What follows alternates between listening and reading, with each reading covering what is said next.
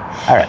Hey everyone, it's a beautiful Saturday in Edmonton. We are filming today in Old Strathcona in front of this absolutely gorgeous Waterdale Bridge with downtown Edmonton behind us.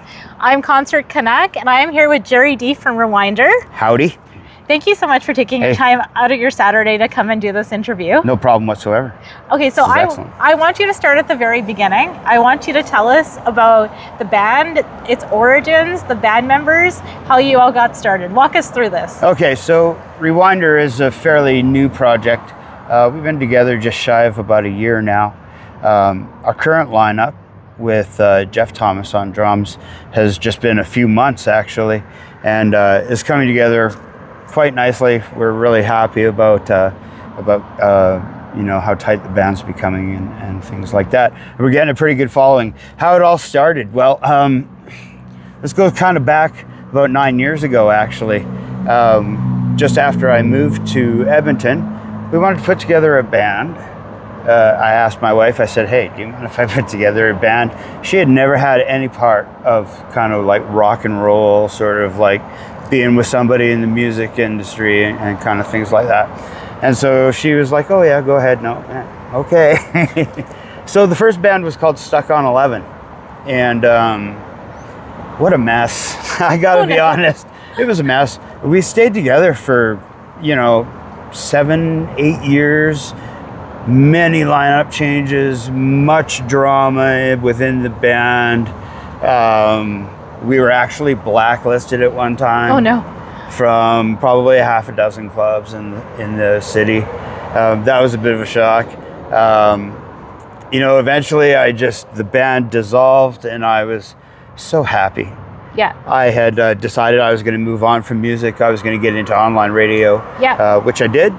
I created also another Facebook page called YEG Entertainment, which has actually become like one of Edmonton's big entertainment hubs for, you know, what's going on around in bands and business and kind of things like that. It's kind of a lap of luxury. I don't have to post on it anymore because it's that. Anyway, Rewynder, I had decided to just walk away from live music. I was pretty much done with it. I have some health issues going on and they're going to progress and things like that. There's nothing, you know, that's going to take me out early or anything, but it's definitely going to inhibit movement and kind of everyday life. So this is sort of my last kind of shot at it, and I kind of hum and hawed about it for a little while. And I was talking to my my longtime guitar player, Pete Tessier, and we were talking, yeah, maybe we'll get together and do something, and it kind of didn't flow and whatever. And we both had a friend that passed away. His name was Dave Starr. He played in Stuck on 11 with us and was a pretty good motivator of do what you love to do, don't quit because of this and that and the other thing and stuff. And so that was really the reason Rewynder came to be. For Pete and myself anyway, was just as a tribute to kind of to Dave Starr, who is he was just a good guy to have around and stuff like that. And so here we are, you know. It actually was starting to sound good, and we thought, wow, maybe we should like really do something with this, and so that's what we're pushing for right now. Cool. Just to get out there, get playing in front of people, get people to take a chance on us, because people are weird with new bands.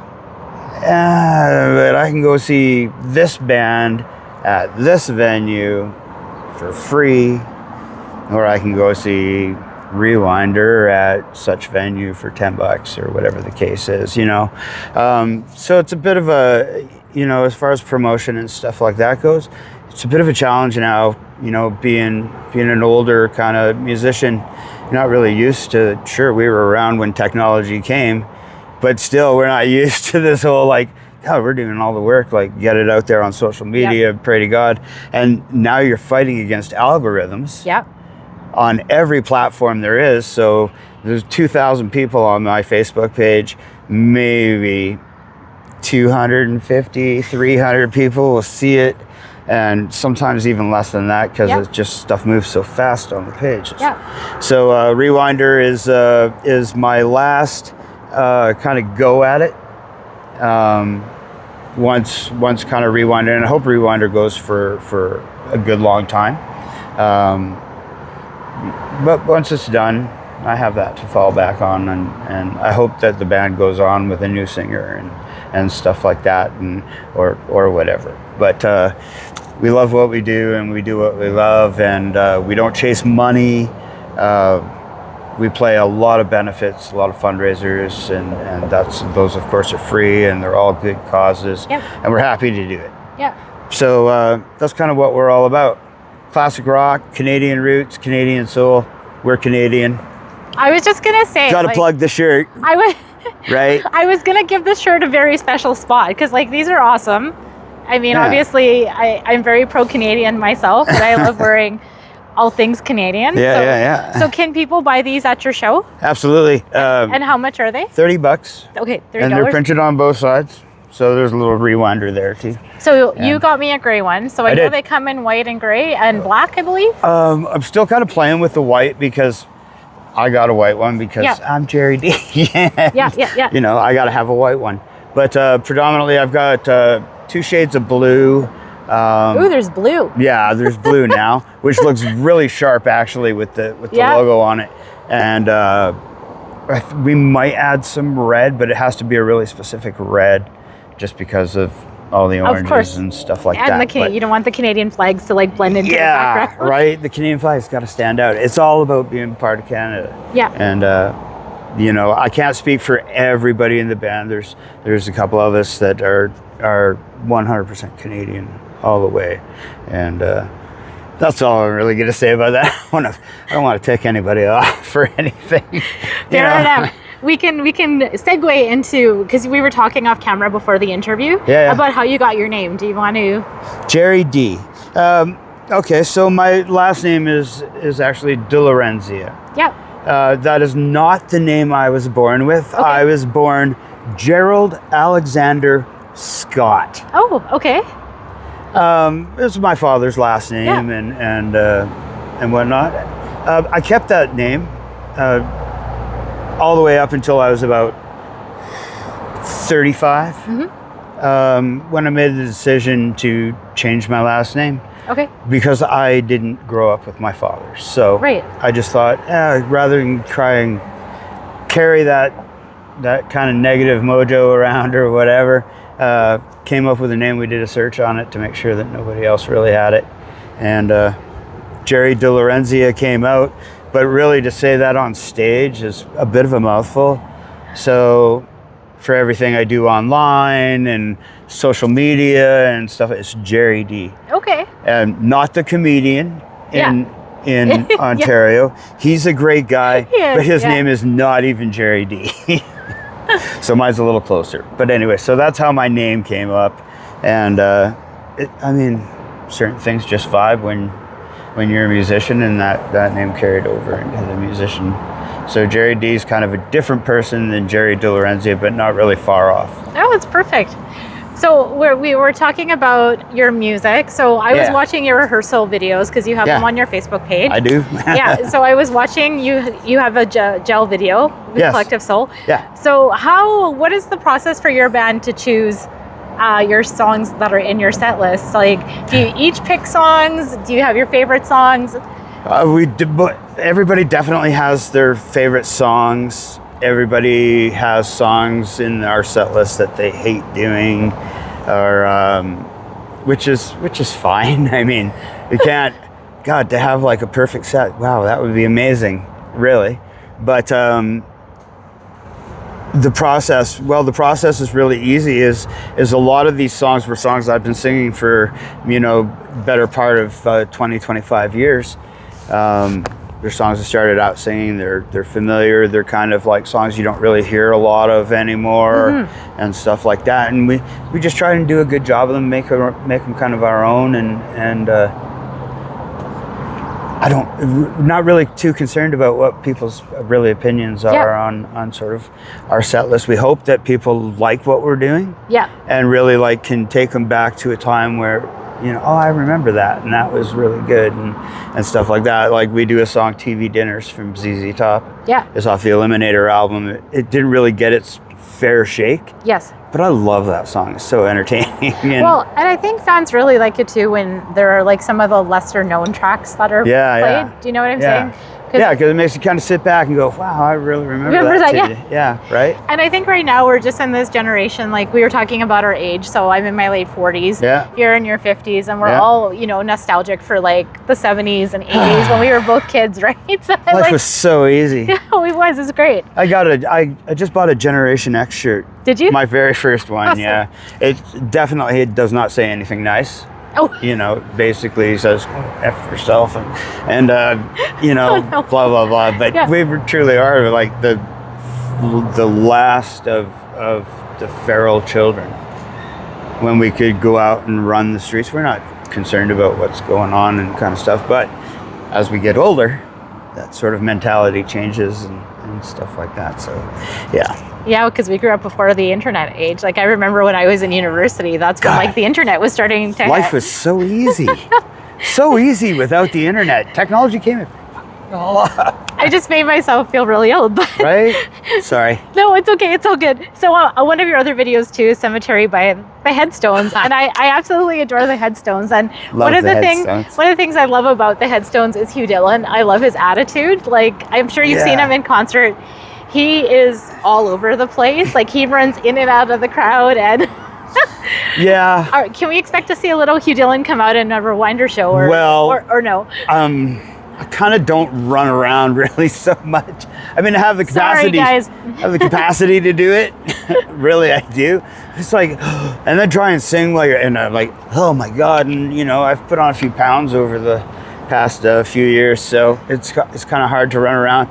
But I absolutely love that song, and if you can tell when you see us do it live, the energy really picks up, and it's like same with songs like Bounce from Danko Jones and All Hell for a Basement from Big Sugar and so forth and so on. Gee, I just kind of went through the Canadian list, didn't I? No, because we haven't talked about the Tragically Hip yet. Let's talk about the Tragically Hip. So, all right. Okay, so what I noticed on your set list is that the last 5 songs are all Tragically Hip songs. And you've thrown in like some of my absolute favorites. So like there's Little Bones, there's Courage. I mean, Fully Completely is my favorite album of all time. So Blow It Hido, New Orleans and Sinking. And my favorite song is Locked in the Trunk of a Car. I love that song. It is my absolute favorite Tragically Hip song. Oh, wow. So what did Gord Downey mean to you, and what did the band mean to you to have them so honored in your set list? So as we already gave away, I am old officially. I grew up in the 80s listening to hair metal and stuff like that. Being from Vancouver, Bryan Adams was a big thing and whatnot. In 1992, I heard of the Tragically Hip.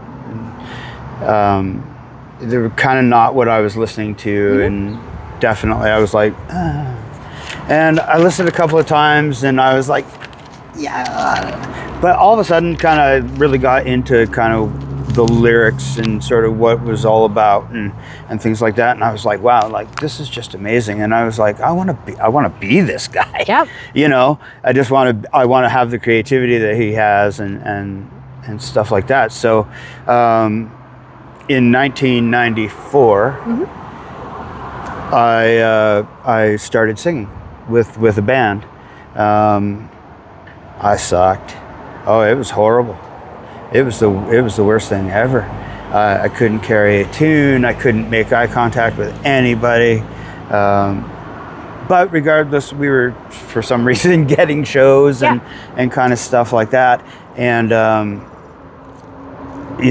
I just always had this influence and just wanted to be successful like Gord Downey. I didn't want to be Gord Downey, but I wanted to be successful, and I thought this band's going to go so far, and they did, obviously. Yeah. And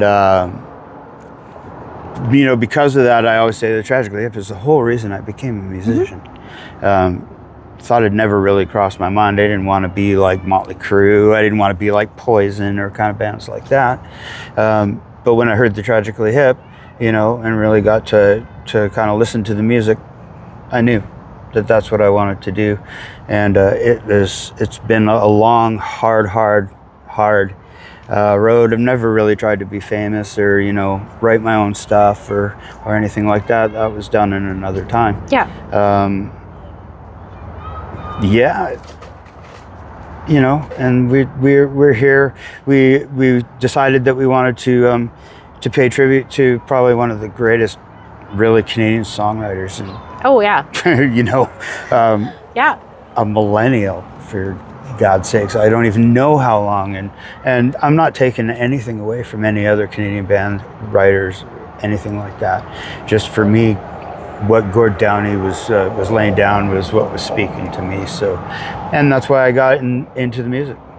No, and I mean, I agree and echo that. Like, I got into the Tragically Hip when I was in university. A friend of mine named Ethan was a huge Tragically Hip fan, and admittedly, before that, I hadn't heard of them.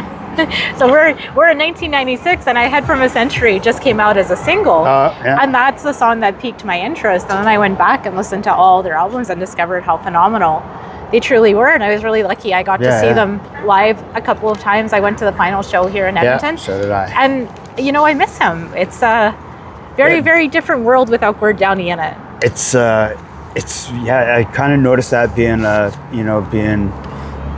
generation that I am and the age that I am is really, we're losing all our idols now. Gord Downie, Michael Jackson, Prince, Ozzy Osbourne, Lemmy, and it's just gonna continue to go on. But we try and keep the legacies alive through cover tunes and stuff like that. That's why there's cover bands. Yeah. So what is your favorite hip song? Your personal one? I really love doing New Orleans. Thinking. Now, do you do the monologue like Gord does in his live version? Oh, the Killer Whale Tank? The Killer Whale. No, no, I don't. I just never learned it. Okay.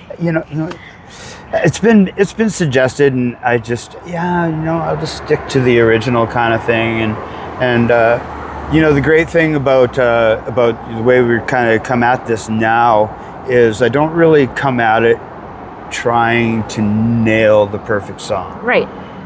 Kind of put my own sort of spin on it. I suffered an injury throughout my music career, which altered my vocal cords and stuff like that. So my range is not exactly ideal for a lot of the stuff that we do.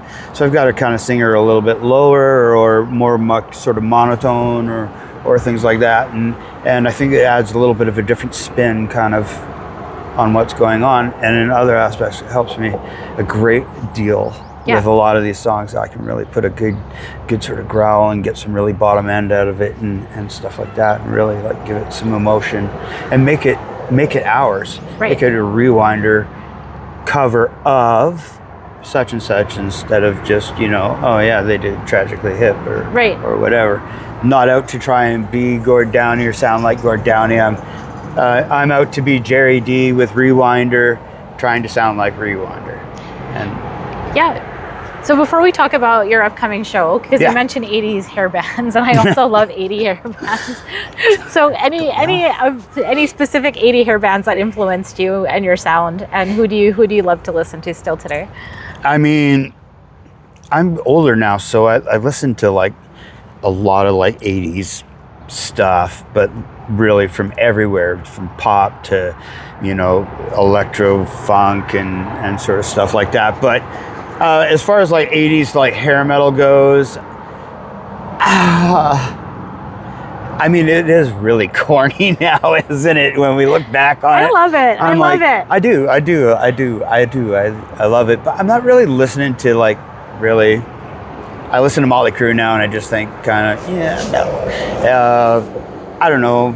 Dawkins is kind of cool, and Lynch Mob, which is a spin-off. I listened to some King Diamond. Yeah. I'm really like all over the map as far as what I listen to, and I'm honestly getting into Slaughter to Prevail. Okay. Yeah. I love Alex the Terrible. Yeah. He is so awesome. I can't understand a word he's saying. It doesn't matter. but he's such an awesome guy. Yeah. And so I'm giving his music a chance, and I kind of like really grooving to sitting in the car, and I'm like, oh yeah.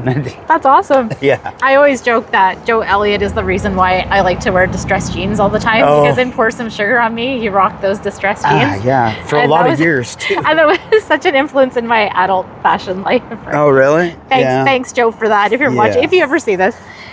So let's talk about the gig. The gig. So the gig. So June 12th. June 12th you're at the Rendezvous. So tell us about it and the other bands that you're playing with and what your fans can expect to see that night. So so this was a show. It's actually a 2-part show. Okay.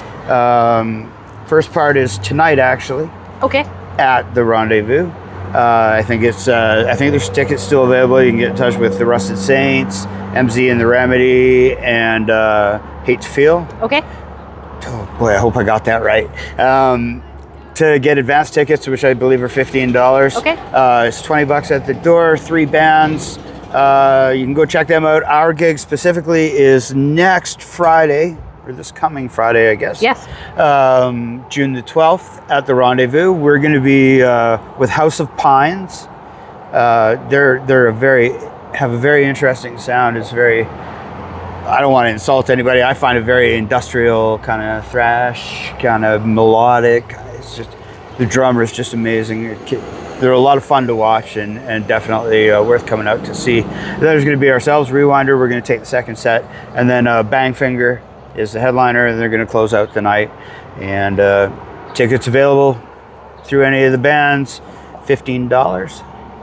You have a couple of tickets? I do. So I have a couple of tickets. Unfortunately, I can't attend because I'm a finalist in the Rock and Retro Festival. So make sure. For Rock in August, the big festival in St. Albert. So I have 2 tickets that I'll be giving away. If you would like to attend this concert, drop your name in the comments and I'll choose a winner. Otherwise, do you want to mention all your social media channels that people can follow you on so they can contact you for tickets? Really big on Facebook. So you can go to Rewynder YEG. Just we keep it pretty tight knit and stuff. So, but definitely become a friend. You have to push the little add friend or whatever request. Add friend. Add friend. Add friend. Add friend. And we'll add you back, and then we'll let you hang out with us and stuff like that. Or, you can send us an email at rewinderyeg@gmail.com. Let us know that you want some tickets, and we'll get it. You can get in touch with Bangfinger. That's Jay from Rusted Saints. And you can get in touch with any of the guys from House of Pines if you know them. And, Awesome. And your Facebook group was YEG Entertainment. Yeah, the Facebook group is YEG Entertainment. So you can follow that as well. Yep. And excellent. Well, I hope you get a great turnout. I hope so. Sorry I can't make it again. Yeah. But I'll try and come out to your next show. We'll get you out to the next show. Yeah, keep me posted for sure, and I'll post on my social media. But thank you again for taking your time out today. It was a pleasure meeting you. You Take care. Okay, thank you. Take care.